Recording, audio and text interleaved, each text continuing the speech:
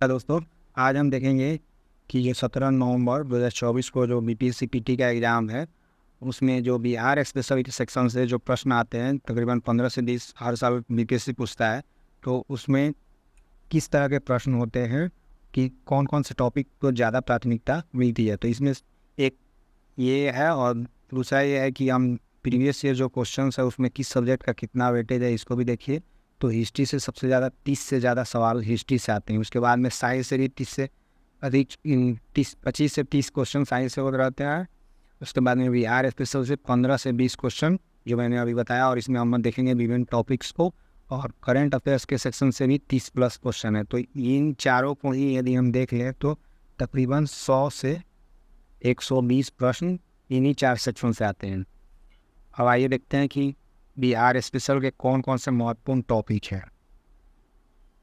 तो इसमें है जैसे कि भाषा का विकास, कोई राजवंश है उसने यदि किसी भाषा का संरक्षण किया है तो उस बारे में प्रश्न रहता है। जैसे कि 69वीं बीपीएससी में पूछा था कि मैथिली भाषा का विकास किसके शासनकाल के दौरान हुआ था, तो वो था, उसका आंसर था कर्नाट राजवंश में। तो उसी तरह उसके बाद में हस्तशिल्प शिल्प कला से संबंधित प्रश्न होता है। नालंदा विक्रमशिला यूनिवर्सिटी से ये प्रश्न होता है जनरली। राष्ट्रीय उद्यान, राष्ट्रीय वन्य जीव अभ्यारण्य, जिससे संबंधित प्रश्न रहता है। जैसे इस बार पूछा था कि निम्नलिखित में से कौन से राष्ट्रीय उद्यान या वन्य जीव अभ्यारण्य बिहार में है, तो ऑप्शन दिया हुआ था वाल्मीकि राष्ट्रीय उद्यान, दुधवा राष्ट्रीय उद्यान, गजनेर वन्य जीव अभ्यारण्य या भीम बांध वन्य जीव अभ्यारण्य। तो इस तरह से प्रश्न आता है। इसके अलावा सोना कहाँ पाया जाता है, ये भी प्रश्न था।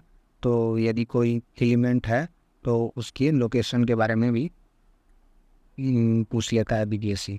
उसके बाद में त्रिवेणी, सोन, गंडक नहर परियोजना, ये सब के बारे में पूछता है। किस नदी के किनारे ये बना है, इस बारे में। उसके बाद में यारी भौगोलिक संरचना, ढालवाड़, चट्टानें, इन सब जो पूछता रहता है, इन सब के बारे में। इसके बाद में कोसी जो परियोजना है, इससे भी संबंधित सवाल रहता है। कोसी माध्य की समुद्र तल से ऊंचाई पूछा था इस बार। उसके बाद में बकासक आंदोलन जो है, विभिन्न स्वतंत्रता जो संग्राम था, बाचो आंदोलन, और उससे पहले के जो डिफरेंट मूवमेंट्स था, उससे संबंधित बीपीएससी अक्सर सवाल पूछता है। बिहार के संदर्भ में इसमें इससे प्रश्न आता है। उसके बाद में यूरोपियन कंपनियों का भारत में आगमन, पहले कौन आया था, जैसे कि सबसे पहले कौन आए थे, पुर्तगाली, उसके बाद में डच, अब अंग्रेज, फिर उसके बाद में डेनिश, फिर फ्रांसीसी, इससे संबंधित भी प्रश्न होता है। और इसके अलावा भारत छोड़ो आंदोलन में बिहार के नेताओं का योगदान क्या था, इससे भी संबंधित प्रश्न बीपीएससी पूछ लेता है। इसके बाद में पंचायती राज सिस्टम से संबंधित भी, जो त्रिस्तरीय सिस्टम ऑफ गवर्नेंस है, उससे संबंधित भी प्रश्न रहता है। और जैसे मैंने कहा कि बिहार में बाचो आंदोलन में बिहार के नेताओं की भूमिका, असहयोग आंदोलन से संबंधित प्रश्न। 1937 में बनी बिहार सरकार, बिहार का प्रथम जो सीएम या गवर्नर से संबंधित प्रश्न भी रहता है इसमें। इसके अलावा यदि कोई इम्पोर्टेंट किसी ने बुक लिखा है, जैसे जो बिहार से संबंधित है, जैसे डॉक्टर राजेंद्र प्रसाद या कोई अन्य, तो उससे संबंधित भी प्रश्न रहता है।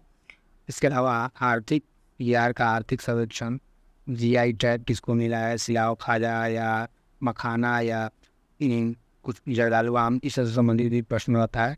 वो उसके बाद में कोपेन का जो जलवायु वर्गीकरण है, इससे संबंधित प्रश्न रहता है। इसके अलावा कृषि, जनसंख्या, नदियों का संगम बिहार के संदर्भ में, और कृषि उत्पाद जो है बिहार में कि कौन से ज़्यादा फसल उत्पादन हुआ, या इस तरह से संबंधित भी प्रश्न रहता है। इसके अलावा है जलप्रपात की स्थिति बिहार में, इससे संबंधित, और प्रति व्यक्ति आय और सात निश्चय से संबंधित भी प्रश्न महत्वपूर्ण प्रश्न होता है। तो उसी अनुसार आप अपनी तैयारी करिए।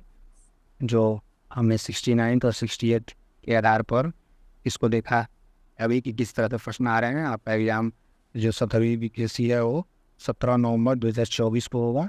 तो तकरीबन 60 दिन के आसपास में बचा हुआ समय है। इसको सही से यूटिलाइज करिए और